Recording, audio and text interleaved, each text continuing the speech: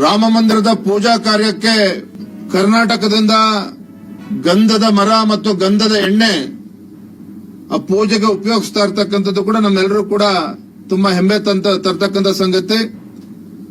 ರಾಮ ಮಂದಿರ ನಿರ್ಮಾಣದಲ್ಲಿ ಸಿಡಿಲು ಮತ್ತು ಭೂಕಂಪ ರಕ್ಷಣಾ ತಂತ್ರಜ್ಞಾನವನ್ನು ಅಳವಡಿಸಿರ್ತಕ್ಕಂಥದ್ದು ಕರ್ನಾಟಕ ಮೂಲದ ಜೆಇಎಫ್ ಕಂಪನಿ. ಇದು ಕೂಡ ನಮ್ಮೆಲ್ಲರೂ ಕೂಡ ಹೆಮ್ಮೆ ತರ್ತಕ್ಕಂಥ ವಿಚಾರ. ಕರ್ನಾಟಕದಿಂದ ಸಾದರಳ್ಳಿ ನಿಮ್ಗೆಲ್ಲ ಗೊತ್ತಿದೆ, ಸುಮಾರು 800 ಟನ್ ಅಷ್ಟು ಶಿಲೆಯನ್ನ ರಾಮ ಮಂದಿರ ನಿರ್ಮಾಣದಲ್ಲಿ ಉಪಯೋಗಿಸಿಕೊಳ್ತಾ ಇರ್ತಕ್ಕಂಥದ್ದು. ಅದೇ ರೀತಿ ಅಯೋಧ್ಯೆಯಲ್ಲಿ ವಿನಾಯಕನನ್ನ ಅರಳಿಸಿರ್ತಕ್ಕಂಥದ್ದು ಕೂಡ ಉತ್ತರ ಕರ್ನಾಟಕದ ಉತ್ತರ ಕನ್ನಡ ಜಿಲ್ಲೆಯ ಕೆಕ್ಕೆರೆನ ಶಿಲ್ಪಿ ವಿನಾಯಕ ಗೌಡ. ಮತ್ತೊಮ್ಮೆ ಹೇಳ್ತಾನೆ, ಅಯೋಧ್ಯೆಯಲ್ಲಿ ವಿನಾಯಕನನ್ನ ಅಲ್ಲಿ ಅರಳಿಸಿರ್ತಕ್ಕಂಥದ್ದು ನಮ್ಮ ಉತ್ತರ ಕನ್ನಡ ಜಿಲ್ಲೆಯ ಕೆಕ್ಕೆರೆನ ಶಿಲ್ಪಿಗಳು ಮಾನ್ಯ ವಿನಾಯಕ್ ಗೌಡರು ಅಂತಕ್ಕಂಥದ್ದು.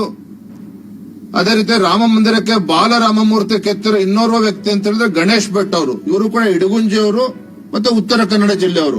ಕರ್ನಾಟಕದ ರಾಜೇಶ್ ಶೆಟ್ಟಿ ಅವರು ರಾಮ ಮಂದಿರದ ಸಂಪೂರ್ಣ ವಿದ್ಯುತ್ ಸಂಪರ್ಕವನ್ನ ಪೂರೈಸಿರ್ತಕ್ಕಂಥವರು. ಅವರು ಕೂಡ ರಾಜೇಶ್ ಶೆಟ್ಟಿ ಅವರು ಕರ್ನಾಟಕದವರು. ರಾಮ ಮಂದಿರದ ದ್ವಾರವನ್ನ ಕೆತ್ತಿರ್ತಕ್ಕಂಥವರು ಕೊಪ್ಪಳದ ರಾಮಮೂರ್ತಿ ಸ್ವಾಮಿಗಳು ಅಂತಕ್ಕಂಥವ್ರು. ರಾಮ ಮಂದಿರದ ದ್ವಾರವನ್ನ ಕೆತ್ತಿರ್ತಕ್ಕಂಥವ್ರು ಕೊಪ್ಪಳದ ರಾಮಮೂರ್ತಿ ಸ್ವಾಮಿಗಳು. ಅಯೋಧ್ಯೆಯಲ್ಲಿ ರೈಲ್ವೆ ನಿಲ್ದಾಣಕ್ಕೆ ವಿದ್ಯುತ್ ವ್ಯವಸ್ಥೆ ಮಾಡಿರ್ತಕ್ಕಂಥದ್ದು ಮೂಡುಬಿದಿರೆಯ ರೊನಾಲ್ಡ್ ಸಿಲ್ಟನ್ ಡಿಸೋಜಾ ಮಾಲೀಕತ್ವದ ಲೆಕ್ಸಾ ಲೈಟಿಂಗ್ ಕಂಪನಿ. ಈ ರೀತಿ ಯಾಕೆ ಎಲ್ಲ ವಿಚಾರಗಳನ್ನ ಉಲ್ಲೇಖ ಮಾಡ್ತಾ ಇದ್ದೇನೆ ಅಂತ ಹೇಳಿದ್ರೆ, ಒಂದು ಐತಿಹಾಸಿಕ ಕ್ಷಣಕ್ಕೆ ನಾವೇನಿವತ್ತು ಎದುರು ನೋಡ್ತಾ ಇದ್ದೇವೆ. ಕರ್ನಾಟಕ ರಾಜ್ಯಕ್ಕೂ ಮತ್ತು ಅಯೋಧ್ಯೆ ಭವ್ಯ ರಾಮ ಮಂದಿರಕ್ಕೂ ಯಾವ ರೀತಿ ಒಂದು ಅವಿನಾಭಾವ ಸಂಬಂಧ ಇಂದು ಕೂಡ ಮುಂದುವರ್ಕೊಂಡು ಬಂದಿದೆ ಅಂತಕ್ಕಂಥದ್ದನ್ನ ಈ ಸಂದರ್ಭದಲ್ಲಿ ನಾನು ತಮ್ಮೆಲ್ಲರ ಗಮನಕ್ಕೆ ತರ್ತಕ್ಕಂಥ ಪ್ರಯತ್ನ ಮಾಡ್ತಾ ಇದ್ದೇನೆ. ಬಹಳ ಪ್ರಮುಖವಾಗಿರ್ತಕ್ಕಂಥ ಅಂಶ ಅಂತ ಹೇಳಿದ್ರೆ, ಜನವರಿ 22 ನಂತರ ಅಯೋಧ್ಯೆಯಲ್ಲಿ ಶ್ರೀರಾಮನ ಪ್ರಾಣ ಪ್ರತಿಷ್ಠಾಪನೆ ಆದ ನಂತರ ಜನವರಿ 22 ನಂತರ 60 ದಿನಗಳ ಕಾಲ ಕರ್ನಾಟಕದಿಂದ ರಾಮ ಭಕ್ತರು ಅಯೋಧ್ಯೆಗೆ ತೆರಳುತ್ತಾರೆ. ಅದಕ್ಕೆ ವಿಶೇಷ ರೈಲಿನ ವ್ಯವಸ್ಥೆನೂ ಕೂಡ ಆಗಿದೆ. ಈಗಾಗಲೇ ನಮಗೆ ಬಂದಿರತಕ್ಕಂಥ ಮಾಹಿತಿಯ ಪ್ರಕಾರ ಆ 60 ದಿನಗಳಲ್ಲಿ ಕರ್ನಾಟಕ ರಾಜ್ಯದಿಂದ ಸುಮಾರು 35,000ಕ್ಕೂ ಹೆಚ್ಚು ರಾಮ ಭಕ್ತರು ಜನವರಿ 31ರಿಂದ ಮಾರ್ಚ್ 25ರವರೆಗೆ ಭೇಟಿಯನ್ನು ನೀಡ್ತಾರೆ. ಇದಕ್ಕೋಸ್ಕರ ಸುಮಾರು 25 ವಿಶೇಷ ರೈಲುಗಳ ವ್ಯವಸ್ಥೆನೂ ಕೂಡ ಆಗಿದೆ.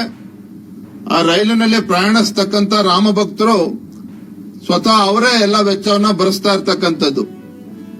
ಈ ಅಭಿಯಾನದ ಸಂಚಾಲಕರಾಗಿ ಎಲ್ಲ ವ್ಯವಸ್ಥೆಗಳನ್ನು ಮಾಡುವ ನಿಟ್ಟಿನಲ್ಲಿ ನಮ್ಮ ರಾಜ್ಯದ ಪ್ರಧಾನ ಕಾರ್ಯದರ್ಶಿಗಳಾಗಿ ಕೆಲಸ ಮಾಡಿದಂತ ಸಿದ್ದರಾಜು ಅವರು, ಅದೇ ರೀತಿ ಸಹ ಸಂಚಾಲಕರಾಗಿ ನಮ್ಮ ರಾಜ್ಯದ ಕಾರ್ಯದರ್ಶಿಗಳಾಗಿ ಕೆಲಸ ಮಾಡಿದಂತ ಸನ್ಮಾನ್ಯ ಶ್ರೀ ಜಗದೀಶ್ ಹಿರೇಮನಿ ಅವರು, ಅವರನ್ನು ಕೂಡ ಈ ಸಂದರ್ಭ ನಾವು ನೇಮಿಸಿದ್ದೇವೆ.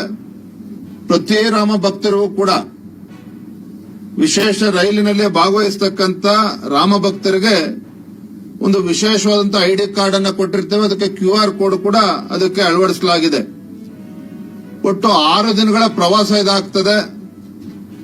ಅಲ್ಲಿ 6 ದಿನಗಳ ಪ್ರವಾಸದಲ್ಲಿ ಅಲ್ಲಿ 1 ದಿನ ಸಂಪೂರ್ಣವಾಗಿ ರಾಮ ಭಕ್ತರಲ್ಲಿ ಇದ್ದು ಅಯೋಧ್ಯೆಯಲ್ಲಿ ರಾಮ ಜಪವನ್ನ ಮಾಡಿ ದರ್ಶನ ಪಡೆದುಕೊಂಡು ಅವ್ರು ಹಿಂದಿರುಗ್ತಾರೆ. ಮತ್ತು ರೈಲಿನಲ್ಲಿ ಎಲ್ಲಾ ವ್ಯವಸ್ಥೆಗಳನ್ನು ಕೂಡ ಊಟ ಎಲ್ಲಾ ವ್ಯವಸ್ಥೆನೂ ಕೂಡ ವ್ಯವಸ್ಥಿತ ಈಗಾಗಲೇ ನೋಡ್ಕೊಳ್ಳುವಂತ ಕೆಲಸ ಈಗಾಗಲೇ ಆಗಿದೆ. ಮತ್ತೆ ರಾಮ ಭಕ್ತರು ಇಲ್ಲಿಂದ ಯಾರು ಕರ್ನಾಟಕ ರಾಜ್ಯದಿಂದ ತೆರಳುತ್ತಾರೆ, ಅಲ್ಲಿ ರೈಲ್ವೆ ಸ್ಟೇಷನ್ ಇಂದ ಅಲ್ಲಿ ಕನ್ನಡದಲ್ಲೇ ವಿಶೇಷವಾಗಿ ಅನೌನ್ಸ್ಮೆಂಟ್ ಮಾಡ್ತಕ್ಕಂಥದ್ದು ಇರಬಹುದು. ಸುಮಾರು 48 ಭೋಜನ ಶಾಲೆಗಳನ್ನ ಆಲ್ರೆಡಿ ಈಗಾಗಲೇ ನಿರ್ಮಿಸಲಾಗಿದೆ. ಕರ್ನಾಟಕ ರಾಜ್ಯದಿಂದ ಹೋಗ್ತಕ್ಕಂಥ ರಾಮ ಭಕ್ತರಿಗೆ 2 ಭೋಜನ ಶಾಲೆಯನ್ನ ಪ್ರತ್ಯೇಕವಾಗಿ ರಾಜ್ಯದಿಂದ ಹೋಗ್ತಕ್ಕಂಥ ಭಕ್ತರಿಗೆ ಅದನ್ನ ಮೀಸಲಿಡಲಾಗಿದೆ ಈಗಾಗಲೇ. ಮತ್ತು ಅಲ್ಲಿ ರೈಲಿನಲ್ಲಿ ಪ್ರತಿ ರೈಲಿನಲ್ಲಿ ಅಂದ್ರೆ 25 ವಿಶೇಷ ರೈಲುಗಳು ಅಂತ ನಿಮ್ಗಾಗಲೇ ತಿಳಿಸಿದ್ದೇನೆ. ಪ್ರತಿಯೊಂದು ರೈಲಲ್ಲಿ ಕೂಡ 1500 ಜನ ಪ್ರಯಾಣವನ್ನ ಬೆಳೆಸೋರಿದ್ದಾರೆ. ಹಾಗಾಗಿ ಅವ್ರು ಯಾರಿಗೂ ಕೂಡ ಏನು ತೊಂದರೆ ಆಗದ ರೀತಿಯಲ್ಲಿ ಅವರಿಗೆ ಎಲ್ಲ ವ್ಯವಸ್ಥೆಯನ್ನ ನಮ್ಮೆಲ್ಲ ಕಾರ್ಯಕರ್ತರು ಈಗಾಗಲೇ ಜೋಡಿಸಿಕೊಂಡಿದ್ದಾರೆ. ಈ ಸಂದರ್ಭದಲ್ಲಿ ನಾನು ತಮ್ಮ ಮೂಲಕ ರಾಜ್ಯ ಸರ್ಕಾರಕ್ಕೆ ನಾನು ಒತ್ತಾಯ ಮಾಡ್ತಕ್ಕಂಥದ್ದು ಏನು, ಇಡೀ ದೇಶ ಹಾಗೂ ಕರ್ನಾಟಕ ರಾಜ್ಯದಲ್ಲಿ ಈ ರಾಮ ಭಕ್ತರ ಉತ್ಸಾಹಕ್ಕೆ ಯಾವುದೇ ರೀತಿಯ ಅಡ್ಡಿ ಆತಂಕಗಳು ಬರದ ರೀತಿಯಲ್ಲಿ ರಾಜ್ಯ ಸರ್ಕಾರವು ಕೂಡ ಸಹಕಾರವನ್ನು ಕೊಡಬೇಕು. ಯಾವುದೇ ಅಡ್ಡಿ ಆತಂಕಗಳು ಕೂಡ ಬರಬಾರದು ಮತ್ತು ಸರ್ಕಾರವನ್ನು ಕೂಡ ಕೈ ಜೋಡಿಸಬೇಕು ವ್ಯವಸ್ಥೆ ದೃಷ್ಟಿಯಿಂದ.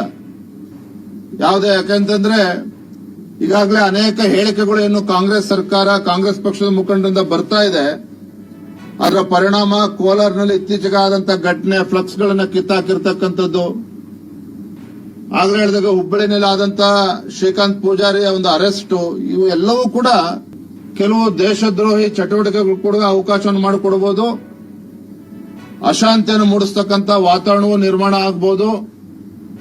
ಇವೆಲ್ಲದರ ನಡುವೆ ಇಡೀ ದೇಶ ಇವತ್ತು ರಾಮ ಜಪವನ್ನು ಮಾಡ್ತಾ ಇರ್ತಕ್ಕಂಥ ಈ ಶುಭ ಸಂದರ್ಭದಲ್ಲಿ ಜನವರಿ 22ರಂದು ಇವತ್ತು ಪ್ರಧಾನಮಂತ್ರಿಯವರ ನೇತೃತ್ವದಲ್ಲಿ ಜರುಗ್ತಾ ಇರ್ತಕ್ಕಂಥ ಈ ಶುಭ ಗಳಿಗೆನಲ್ಲಿ ನಮ್ಮ ರಾಜ್ಯದಲ್ಲಿ ಯಾವುದೇ ಒಂದು ಅಡ್ಡಿ ಆತಂಕಗಳು ಆಗಬಾರದು.